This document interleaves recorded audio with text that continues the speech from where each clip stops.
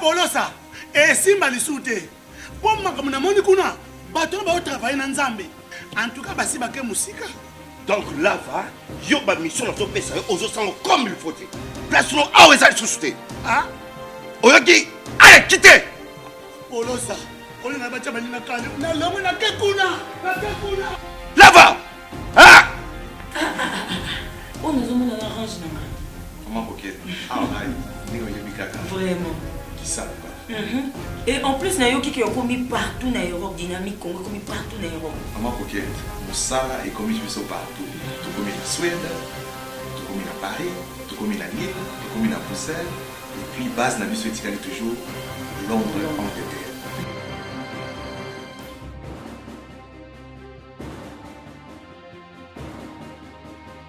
Biso na dynamique Congo, toza ko avancer na nkolo.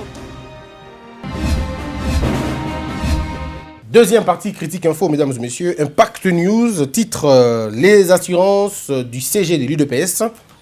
Augustin Kabouya aux militants. Les vrais modérateurs, Tshisekedi et Kabila, trinquent à Nsele. Voici le 18 candidats validés. Tamboué, l'homme qu'il faut pour l'administration, soutient un observateur. Une motion incidentielle contre la candidature de Bahati Lukwebo. Mesdames, mesdemoiselles et messieurs, le sujet que nous avons titré, choisi, c'est bien évidemment qui sauvera la RDC. Fachi a le pain sur la planche. Quand on regarde la situation politique de notre pays, on se rend compte que les problèmes que nous avons est bel et bien des problèmes lointains. Ça veut dire ceux qui ont gouverné le pays il y a de cela 58 ans ont laissé un héritage nauséabond, un héritage déstructuré à un pays. Ils nous ont légué un pays déchiré, un pays détruit, un pays pratiquement en lambeaux.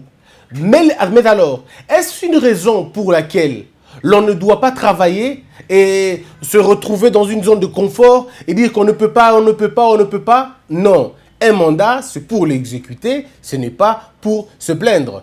Une génération, quand elle vient, elle se pose des questions. Est-ce faudrait-il être victime de mauvaises décisions prises par une ancienne génération ou elle se donne l'obligation de changer les choses? Et une génération qui veut changer les choses doit d'abord commencer par détruire la mentalité qui a fait fonctionner un pays pendant très longtemps. Et aujourd'hui, nous voulons assurer une rupture, nous voulons changer les choses, aller de l'avant. Mais on ne peut pas aller de l'avant avec évidemment les vieilles habitudes. On ne peut pas aller de l'avant avec le même velléité. On ne peut pas aller de l'avant avec le même comportement. Ce comportement nous a amenés là où nous sommes, donc nous devons le changer. Aujourd'hui, j'aimerais refaire réfléchir à tout le monde sur des questions beaucoup plus simples. Vous comprendrez que le Congo n'existe que de nom. Le pays est à genoux. Même si on ne veut pas le croire, le pays est à genoux. Et je ne vois pas une formule magique que mènera le président Félix s'il ne suit pas la logique scientifique. Ça veut dire examiner le pays de fond en comble, voir le problème là où il se trouve. Le problème, c'est ici, les montis des gens. On a été déformés. Nous sommes un pays où nous ne payons pas les impôts. Nous sommes des hommes et des femmes qui vivent dans un pays, nous ne payons pas les impôts. C'est extrêmement grave et même gravissime. On se pose des questions. Comment allez-vous faire pour trouver l'argent pour développer votre pays si les impôts sont un problème déjà chez nous? Que ça. Demandez à ceux qui sont dans la Mouka, ceux qui sont dans Cash, ceux qui sont dans FCC, même ceux qui sont dans les églises. Posez-leur la question, payez-vous les impôts? Ils diront non, ils ne payent pas les impôts. Vous trouvez quelqu'un qui a 30 ans, 40 ans, et vous lui posez la question, avez-vous déjà payé l'impôt une fois? Il dit, je n'ai jamais payé l'impôt. Mais comment faites-vous pour faire fonctionner votre pays si vous ne payez pas les impôts? Mesdames et messieurs, moi qui vous parle, je suis locataire, mais je n'ai jamais payé l'impôt sur la location. Vous n'allez pas me dire d'aller payer l'impôt sur la location si mon bailleur n'a pas payé l'impôt sur la location. Parce que l'impôt sur la location que je paierai est lié à l'impôt sur la parcelle ou l'occupation de la parcelle de mon bailleur. Mais si lui, il ne paye pas déjà, comment moi je paierai? Parce que moi, je suis une action secondaire. Lui, c'est l'action principale. Si déjà lui, il ne paye pas, comment moi je voudrais payer? Et si je vais payer, j'aurai des problèmes sérieux avec lui. Et même alors, si je paye, quelle est la garantie que j'ai que cet argent va servir vraiment va être affecté à ce qu'il faut? Vous vous rendez compte que c'est 80 millions d'habitants, disons une population estimée à 60 millions de personnes vivent ou des gens actifs. Vous vous rendez compte que ces gens ne payent pas d'impôts. Ils ne déclarent pas leur fortune.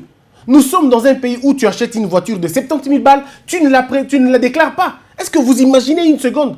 Il y a des gens qui ont 7, 9 maisons, mais qui n'ont jamais déclaré ces maisons-là. Si déjà dans notre tête, nous ne sommes pas redevables à l'État, si déjà dans notre tête, nous construisons des murs pour nous empêcher d'être de bons citoyens, comment allez-vous construire un pays comme ça? L'article 9 demande au président de dire c'est bien. Mais même cet article a des faiblesses.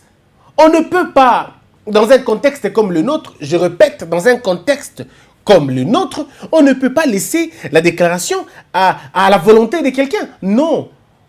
On doit aussi prouver. Il faut que dans notre constitution, dans son article 9, demande au président de la République de prouver ce qu'il allègue. Quand il dit que j'ai 2 maisons, 3 maisons, il doit nous prouver que ce sont réellement ces maisons à lui. Et comment il a trouvé ces maisons-là. Ça permet à moraliser une société, ça permet à faire fonctionner la République. Nous avons une nomenclature d'impôts et de taxes que le Congolais ne paye pas. Mais nous voulons en même temps être un pays développé. Comment vous allez vous développer si vous n'avez pas de taxes, si vous n'avez pas d'impôts? Comment vous allez faire des statistiques? Comment vous saurez mesurer? Est-ce que vous savez que dans la commune, par exemple, de Mongaliema, si seulement nous pouvons trouver des gens qui payent leur maison, c'est les locataires, si seulement nous pouvons trouver les locataires et qui doivent payer, je ne sais pas comment on calcule le pourcentage, si c'est 10% ou 15% ou 20% ou même 7%, je veux dire, prenons même 1%. Si je paye $100 le fin du mois et que je dois payer $1, c'est généralement l'année. Si je dois payer, par exemple, l'année, moi, pendant, si je ne parle pas de moi, mais je parle de l'homme typique, si nous avons $100 la fin du mois, ça veut dire dans 12 mois, je paierai $1 200. On me demande alors de payer un impôt sur la location, par exemple, un impôt locatif de 10%, ça dit $120 l'an. Alors, s'il faut que je paye $120 l'année, où l'on perçoit ça dans ma paye de tous les mois, où l'on perçoit ça directement. Ça veut dire que, imaginez, si la population de Mongaliema est une population estimée à 2 millions de personnes, on prend un exemple, 2 millions de personnes, Kinshasa c'est 12 millions, on dit Ngaliema c'est 2 millions de personnes. 2 millions de personnes, ça veut dire 1 500 000 ou 1 million de personnes qui travaillent. Ça veut dire qu'ils ont des locataires. Alors, si 1 million est locataire et vous payez par an $120, est-ce que vous imaginez c'est quoi si vous faites les $120 multiplié par les 1 million, le chiffre, je ne suis pas très fort en calcul, mais vous voyez ce que ça peut donner. Et si c'est seulement là pour Ngaliema, si la population de Kinshasa peut atteindre 6 millions de personnes qui travaillent normalement, 1 million, disons 6 millions. Ça veut dire que vous avez 120 multiplié par 6 millions. Est-ce que le Kinshasa, en tant que ville, peut dire qu'il n'a pas d'argent? Non. Ça veut simplement dire que cet argent, peut-être une partie peut revenir à l'État, une autre partie peut revenir ailleurs. Ça veut dire que nous avons tous la possibilité de trouver l'argent, mais comment vous allez le faire? Parce qu'il y a un problème de crédit confiance qui a été détruit. Lorsque vous les demandez aux gens, payez les impôts, ils vous diront à quoi va servir notre argent. Notre argent va servir à quoi? Est-ce que vous allez le bouffer ou vous allez régler le problème? En même temps, vous décriez des problèmes des routes, vous décriez des problèmes des caniveaux. Mais vous êtes dans des cités que vous ne payez pas les impôts. Mais qui doit finalement faire payer ces gens les impôts? C'est l'État. C'est l'État qui doit d'abord commencer à inciter les gens à payer, à obliger les gens à payer. Mais nous sommes dans une société où nous demandons aux gens de venir payer l'impôt. J'ai vu des campagnes de civisme. Une campagne de civisme n'est pas une campagne de demander aux gens « Non, s'il vous plaît, s'il vous plaît ». Non, on ne demande pas aux gens « S'il vous plaît ». On impose. Ça s'appelle impôt. On impose. Malheureusement. Si seulement nous prenons ces secteurs-là de location, vous avez vu ce que c'est? Bon, maintenant, on quitte la location, on prend le niveau des parcelles. On quitte le niveau des parcelles, on prend les impôts sur le bénéfice. On liste toutes les entreprises, même informelles. Est-ce que vous savez combien ça va gagner? Il y a le rapport Matata qui a fait état de plusieurs pourcentages, sans me tromper, plusieurs pourcentages, il y a Mbongo et il y a informel. Le secteur est informel, et il vous gagnez une histoire, il y a plus de 50%, il y a masse, il y a Mbongo. Nous sommes un pays, nous ne nous organisons pas. Malheureusement. Mes frères, faites un tour dans nos hôpitaux. Faites un tour dans les hôpitaux. Vous comprendrez que l'argent rentre dans ce pays, vous n'avez aucune idée. Les factures sont alors salées. 7 millions de francs, 700 000, 8 millions, 12 millions de francs congolais. On impose ça à un malade. Le gars paye une partie ou il paye totalement. Et puis après, l'hôpital reste dans les mêmes conditions. L'hôpital reste dans les mêmes conditions, le matériel dans les mêmes conditions, pas de recyclage, pas d'entretien, rien du tout. Et quand on essaie de voir plus, on dit non, ce n'est pas notre problème, l'État ne donne pas l'argent. Mais l'argent, on le crée. Mais comment vous allez créer l'argent si vous n'avez pas la mentalité de la création de l'argent? L'État ne va pas utiliser une formule magique pour une magique formule de David Copperfield pour imprimer de l'argent. Il ne va pas utiliser la boîte à Aladdin pour finalement avoir de l'argent. C'est l'argent qui est enregistré, qui rentre dans le pays, dans les circuits ou dans les canaux essentiels, qui fait en sorte que les pays se développent. Mais nous, on n'est pas dans ça. Le premier blocage ici, c'est d'abord la mentalité que les hommes ont développée pendant un temps. Et vous allez le voir dans pratiquement tous les secteurs. C'est la même chose. Alors, donc, vous imaginez qu'on ne peut pas développer un pays dans ce sens-là. Il y a des mentalités. Quand je dis qu'il a le pain sur la planche, mais c'est parce qu'il faut faire avec cette mentalité-là. Il faut faire d'abord avec cette mentalité. Lorsque vous allez dans un secteur comme le secteur du tourisme, vous posez la question au ministre du tourisme. Combien coûte votre secteur? Combien coûte votre secteur? Combien de sites touristiques avons-nous dans ce pays? Combien vous avez répertorié? Aucun ministre ne vous donnera. Malheureusement, aucun ne vous le donnera. Parce qu'on se dit, mais en même temps, vous avez besoin d'argent. En même temps, vous faites le contraire de ce que vous voulez. Comment voulez-vous avoir de l'argent si vous n'arrivez même pas à entretenir les jardins et à là? Les jardins d'Eyala, c'est le deuxième jardin le plus important en Afrique. Le deuxième jardin le plus important en Afrique. Vous avez comme ça 10 000 espèces, dont 7 000 sont des espèces sur place, dans sa vie naturelle d'ici, originaire d'ici, 3 000 espèces de l'étranger. Mais comment vous avez réussi à faire vivre les espèces de l'étranger chez nous? C'est créé en 1900, s'il vous plaît. Donc, c'est cette histoire. Est-ce que vous imaginez ce que c'est? Depuis 1900, vous avez ces jardins-là. Mais ça fait rentrer combien par jour? Notre jardin botanique d'Eyala fait rentrer moins d'argent que le parc d'un pays. Disons, pas le parc animalier, hein? Non, mais vraiment le parc touristique de certaines villes. En Europe, quand vous allez, on vous dit, ce parc fait rentrer un chiffre d'autant. Mais vous venez chez nous, on vous dit, ce jardin botanique est incapable de faire rentrer 25 000 francs par jour. Sommes-nous sérieux? Et vous dites que vous avez un ministère de l'environnement? Il veut aussi être sérieux? Et les gens veulent comme ça qu'on dise non, non, c'est une excellence. Mais comment vous êtes excellent si votre secteur n'est pas excellent? Comment on peut être excellent dans ces conditions-là? Vous avez le jardin botanique d'Eyala. Rien du tout. Un potentiel. Jardin qui peut nous, pardon, disons, on peut avoir beaucoup plus d'argent dans ce secteur-là. Seulement dans le secteur des jardins, on en a combien? Le jardin de Kissan fait rentrer combien d'argent? Est-ce que vous avez vu la verdure qu'il y a là-bas? Regardez le site touristique qu'on a fait d'ici chez nous, Théâtre des Verdures. Théâtre des Verdures, là où habitait Mobutu.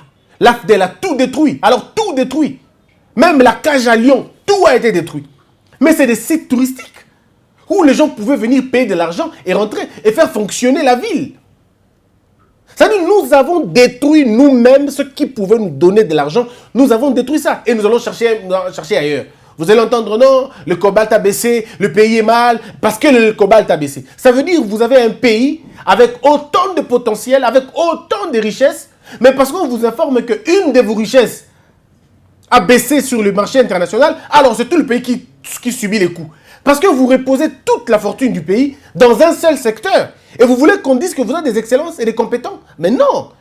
Nous ne pouvons pas changer un pays dans ces conditions-là. Ce pays est à refaire, totalement à refaire. Et la seule façon de refaire ce pays, c'est de rompre avec cette mentalité qui consistait à ne regarder que le minerai. À ne regarder que le minerai. L'argent est ailleurs et l'argent est là belé. Comment le pays comme Finlande, basé un budget Yamounene? Comment le pays comme la Suisse, il trouve l'argent où? Quels sont les minéraux que la Suisse était caca? Minéraux ni Suisse était caca. Minéraux ni Finlande était caca. Minéraux ni mboka wana minene na potentiel ya mbongo belé et puis baza na mbongo belé. Quels sont les minéraux qui vendent? Ils n'ont pas de minerais. Ils ont construit les mécanismes ou les usines, sinon des cadres permettant à bango de survivre. Mais chez nous, non. Si vous demandez au Congo, aux Congolais, les Congos vivent de quoi? Oh non, les Congos vivent du cobalt. Mais on vous insulte à l'étranger, on vous dit, mais vous êtes malade. Vous ne comprenez pas. Vous ne comprenez pas que nous pouvons arrêter avec le diamant, le cobalt et tout, et vivre convenablement que de l'agriculture. Nous ne pouvons que vivre de l'agriculture. Vous savez le potentiel agricole que le Congo a. Certains experts l'ont évalué à des milliers de dollars. C'est une honte d'avoir un potentiel agricole comme vous avez et avoir 4 milliards de dollars comme budget national. Mais c'est une honte, c'est un contraste terrible. Terrible. C'est parce que les Congolais ne veulent pas travailler. Ils veulent faire fonctionner leur ventre, leur poche, pas leur tête. Pourtant, dans certains pays, la première richesse, c'est la capacité qu'a un peuple de transformer son potentiel en richesse matérielle. Ce que nous n'arrivons pas à le faire. Nous regardez, tous ceux qui quittent Kinshasa pour aller vers Matadi sont témoins des espaces et des espaces incommensurables, de terres arables vides, pas exploitées, ceux de la brousse et de la forêt. Mais les gens passent tout le jour là-bas sans inquiéter personne. Combien de fois M. Kabila a fait ce tour, a quitté Kinshasa pour Boma, Matadi? Combien de fois il est passé par là? M. Félix Tshisekedi fait la même chose. Il passe, il rentre, la même chose. Mais qui va comprendre que c'est de l'argent qu'on jette par terre? Qui va comprendre que le potentiel agricole ne peut venir que de là? Tout le jour, nous voyageons, nous longeons le long du fleuve Congo, de Kinshasa à Kisangani, en passant par Magenya, Wagenya, et tout. Mais qui peut imaginer une seconde que ce potentiel Yamayuana est un potentiel énergétique? Vous n'avez aucune idée. Ce taux-là peut nous donner de l'électricité sans que tu aies utilisé Inga, sans que tu aies utilisé Inga Nabiso. On peut juste utiliser ce taux-là. Et ça nous produit de l'électricité que nous vendons à l'Afrique et nous avons de l'argent. Alors, nous mourrons avec toutes nos richesses. Parce que les gens sont incapables de réfléchir pour trouver des solutions. Les gens sont capables de réfléchir pour s'enrichir. Vous allez voir des gens mettre leur intelligence au service. Ils sont comme des appâts. C'est comme des poules qu'on engraisse lors du marché. Parce qu'ils veulent. Qui vont travailler pour ce pays? Qui vont aider ce pays à se développer? Partout vous posez les yeux au Congo, c'est une richesse. Alors partout vous posez les yeux, c'est une richesse. Quand on vous pose la question, comment la mangue? Moi j'ai honte. Quand je vois les gens allier manga boaki, mais nous ne savons pas que le noyau de Yamanguana, c'est de l'huile. Le noyau Yamangawana, et ça crème. Noyau Yamangawana, et ça mafuta, pakola, lelo. Mais quelle politique avons-nous pour transformer ces choses-là? Que dalle. Les gens prennent la saleté au Congo et à Kinshasa, saleté nango, malédiction. Mais cette saleté, c'est l'aubaine. Saleté au Kinshasa, si vous avez un gouverneur sérieux, qui comprend ce qu'il faut, mais il vous crée l'énergie, il vous crée des usines, de l'emploi. Saleté veut dire emploi. Quand il faut aller dans la recycler. En même temps, mais les bétons non ferrés, on le crée nanim. Béton non ferré, mais s'il n'y a pas de plastique, donc aucune politique de récupération. Tout ça, c'est une question de la tête. Et quand je vois un président au Congo, je me dis, ouf, ce monsieur a un travail à faire. Non, mais la tâche du Congo, elle est difficile. Parce qu'il faut d'abord convaincre Batu. Les gens ont une mentalité non. Namboka oyo, bazana, tozana mentalité moko, et que peso crise. Et qu'on peut se crise. Autant dire que quand tu es à l'aéroport à Kinshasa, tu comprends que ce pays fait tout pour ne pas se développer. Ça veut dire la première impression, quand le premier toucher de l'avion, tu sens que ce pays ne veut pas se développer. Au Quito, comme dans aventure. Quand tu descends, tu poses la question, car à l'aéroport, tu poses la question. Mais où est l'aéroport international, ou aérogare provincial? On te dit, oh non, il y a aéroport. Ah, c'est pas possible. Ok, la gare centrale, oh, il y a parking, il y a gare. Même si il y a une gare centrale. Bon, il y a une gare, il y a Nini. Vous avez une gare au train, comme ça, là, 2 mois et un thé. Mais c'est quelle gare? C'est comme un arrêt de bus qui n'a pas de bus. C'est quel arrêt? Donc, vous n'êtes un pays que de noms. Vous avez un aéroport de noms, une gare de noms, des ports de noms et rien de bon. Et quand on regarde tout ça, on se dit, mais ouf, est-ce que ces gens veulent changer les choses ou pas? Mais le contraste, c'est que toutes ces autorités, autorités d'Abisso à Congo, bango tout, Babi Maralibanda, ils vont à l'étranger, ils ont des copines à l'étranger, des concubines à l'étranger, ils ont leurs familles à l'étranger, ils font toute leur vie là-bas, mais ils sont incapables de reproduire ce qu'ils voient là-bas chez nous. Et quand ils reviennent, ils disent à leurs enfants, les gars, on a moni, so mouton penza, on a penza que 4 niveaux, 5 niveaux. Mais qui dit ça? Un ministre des infrastructures. Mais c'est pas possible.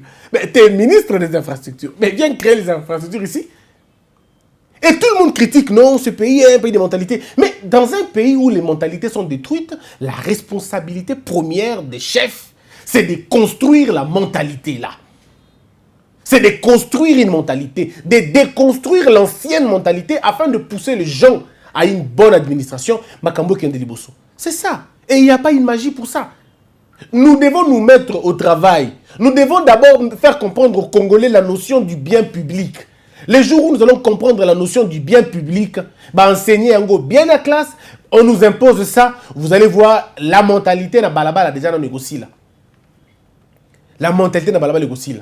Quand je dis que le président a le pain sur la planche, c'est en regardant ce qui se passe chez nous.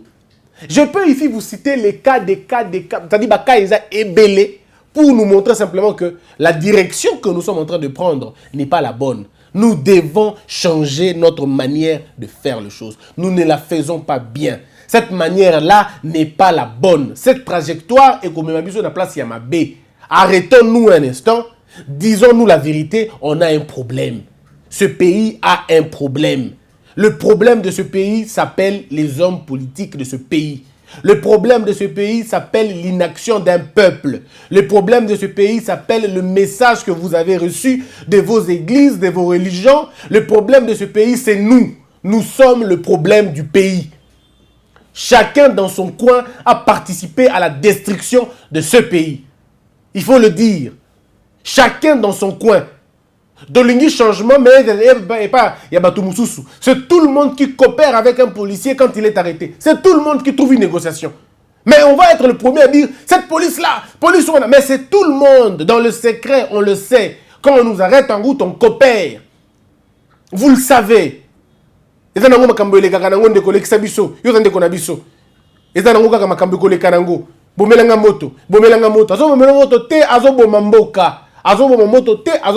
tu commets une infraction, on t'amène au lieu d'indiquer, tu payes et puis tu t'en vas.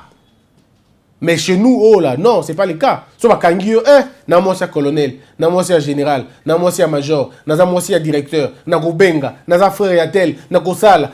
Alors, quand on est dans un état comme ça, qu'est-ce que vous voulez? Comment voulez-vous qu'on change? Quand on est dans un pays comme ça, où quand tu es devant la loi, il faut que tu t'exécutes, mais tu appelles quelqu'un pour qu'il arrête la loi.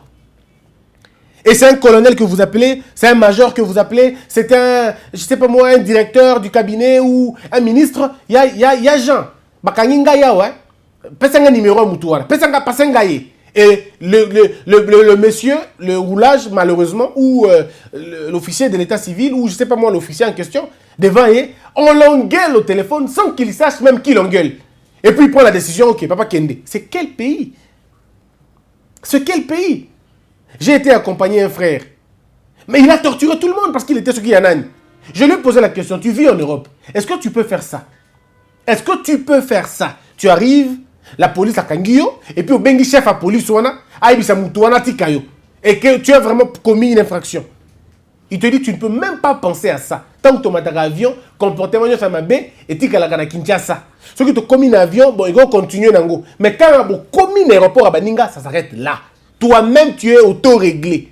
Alors, c'est la même chose qu'il faut amener ici dans ce pays.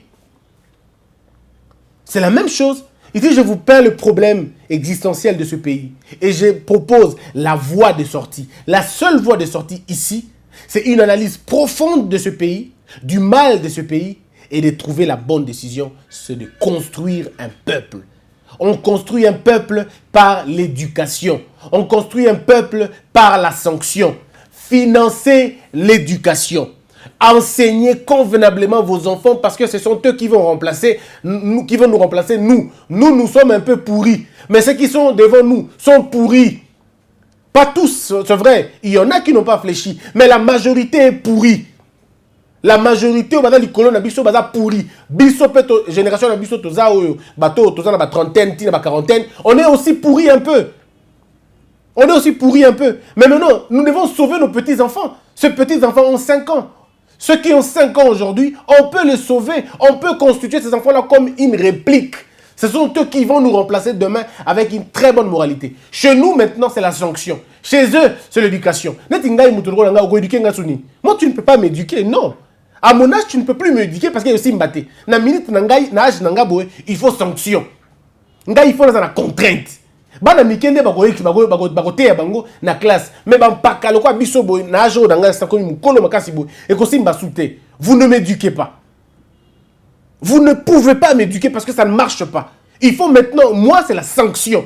Na niveau na biso âge na biso, il faut sanctionner.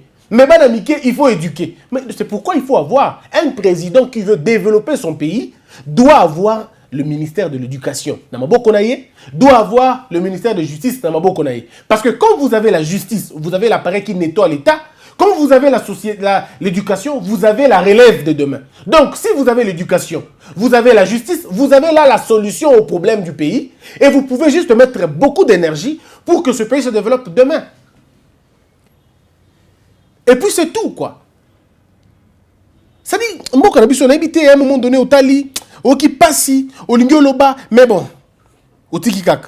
Quand tu entends quelqu'un, au Tuni Ajnaï, il a 40 ans, mais au Tali réflexion, il y a Moutu à 40 ans. J'ai mal. Il a réfléchi, mais tu te dis, mais est-ce qu'il y a Banda pour réfléchir, toi, c'est ici déjà. Il te rend compte qu'il a fini. Nous sommes un pays où vous trouvez les jeunes de 25 ans. Ils n'ont pas l'idée de se prendre en charge. Est-ce que vous imaginez? Dans sa bouche, un jeune de 25 ans, il a encore papa. Papa a fait, maman a dit, mais tu grandiras quand? Tu grandiras quand? Je peux vous dire, mes frères et sœurs, sans vous mentir, 70%, son ami co-cité, 70% ou 80%, il y a Banao Bada de zéro. À 25 ans, na Congo, bah, ne pas parler na bango. Jusqu'aujourd'hui. Il y a de ces jeunes gens qui ont 25 ans, 30 ans, ils sont encore chez eux à la maison. Mais ils pensent quitter cette maison quand? Et puis ils vont dire facilement, Nana Moussalate, l'État lequel est Moussalate, Ndeko, Okofinga Félix, Babotinaye, Okofinga Bakokonaye, il n'est pas là pour te créer de l'emploi. Le gouvernement ne crée pas de l'emploi dans bateau. Le gouvernement crée des cadres qui permettent bateau la Moussala. Ce sont les hommes qui pensent le boulot qu'il faut qu'ils fassent. Le pays attend de vous des choses, et non le contraire. Vous attendez du pays la sécurité. Les citoyens dans un pays attendent les cadres, attendent la sécurité. Mais le boulot, c'est vous qui donnez à l'État le boulot. C'est vous qui employez les autres. Mais nous, vous en avez 30 ans, tu es encore chez toi à la maison et tu n'es même pas indigné. Vous avez une série sur la TV. Vous discutez là-bas, la Paloma, Azalaka Soki Avambo, Adagabo, Azalakabo, 30 ans.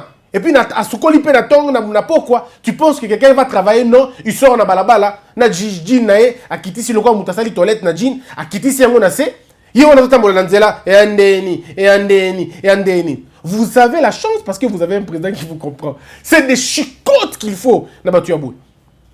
Mais ils font rien. Et ils sont nombreux. Et puis un pays regrette. Il dit, mais je veux faire... Le pays dit, on n'a pas d'emploi. Mais vous avez des jeunes. La main-d'œuvre, elle est facile. Trouver un cadre, ça c'est la responsabilité, on va dire de l'État. Responsabilité à pays ezali. La responsabilité à pays pembeni. Bisona, total, entre nous. Otuni garçon, mon corps, dans le toujours. Monsieur, au salakawapi, aux familles Manapoto. Oh! Voilà fonction, vie, non? Eh! Moussa Lani, Moussa Salaka, non, on a encouragé. Et à un moment, tu te poses la question, mais c'est comme ça qu'il vit le gars? Ah, Moutamatolo. Tout celui qui passe devant lui, président ou l'équipe bango, président, il y a président Nabissonios, président. Mais on est un pays, on voit comme les présidents. Moutaza Moundo, il y a les blancs. Mais tout ça, c'est pour trouver comment on va trouver. Et quand ils trouvent l'argent, ce n'est pas pour créer une petite boîte, non. Ce n'est pas pour créer une petite entreprise, non. C'est pour aller boire la nuit. C'est pour aller boire le soir. Tu as un salaire, ce qui paie, et un salaire est à coûter. Mais dans Moutou, Rotana, suivez mon regard. Et puis quelqu'un comme ça dit Nzambe kaka kosung. Ah, Nzambe wa Sambwa. Nzambe wa Sambwa. Un Dieu. Les Congolais, changeons notre mentalité. Ce pays a besoin de citoyens honnêtes, de citoyens dynamiques, de citoyens inventifs. Mais la responsabilité de l'État existe aussi. L'État, c'est dans l'enseignement que l'État inocule l'idée de l'indépendance dans la tête des gens. C'est dans l'enseignement qu'on imprime ce leadership-là. Mais si votre enseignement ne prend pas en compte le développement personnel, l'épanouissement intégral, comment vous allez vous développer?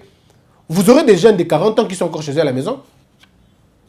Vous aurez encore des jeunes de 40 ans qui sont encore chez eux à la maison.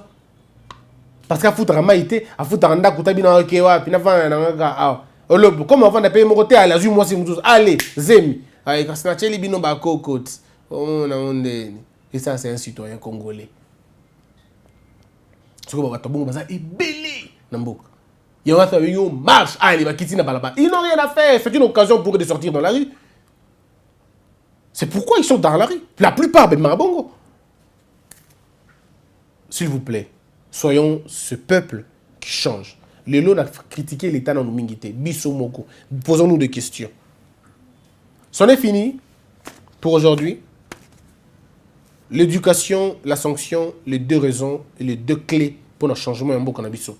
On se retrouve dans la troisième partie. Puisse Dieu vous bénir tous. Abonnez-vous s'il vous plaît. N'arrêtez pas de vous abonner. Abonnez-vous massivement. Ça va être un grand honneur. Partagez la vidéo sur YouTube, sur Twitter, dans tous vos réseaux sociaux. Rassurez-vous qu'au moins 500 de vos... Rassurez-vous d'une chose, que tout votre répertoire s'est abonné à Congo Buzz et puis na Elite Télévision. Donc, Moussala na yo, na Sengio et Zakaka, Bengande kona yo, na répertoire na yo, rassure-toi que tout ton répertoire va s'abonner à l'émission. Attends, balingi na bangobi sauter, va s'abonner na nous kaka, et puis tu reçois na sim. Va s'abonner na nous, tu reçois na sim. C'est très important pour nous, c'est très important pour ce peuple. Mesdames et messieurs, que la peur quitte nos esprits et que Dieu bénisse la RDC.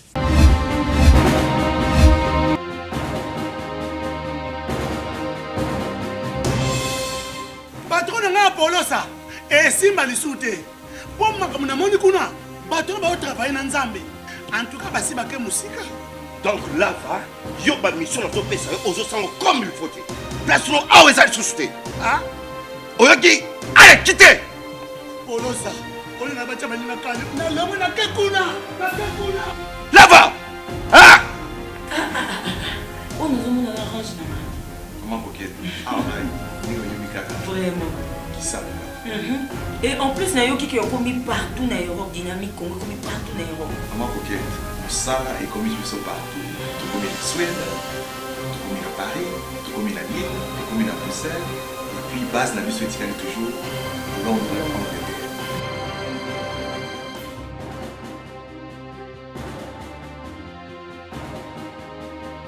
Biso na dynamique Congo, toza ko avancer na nkolo.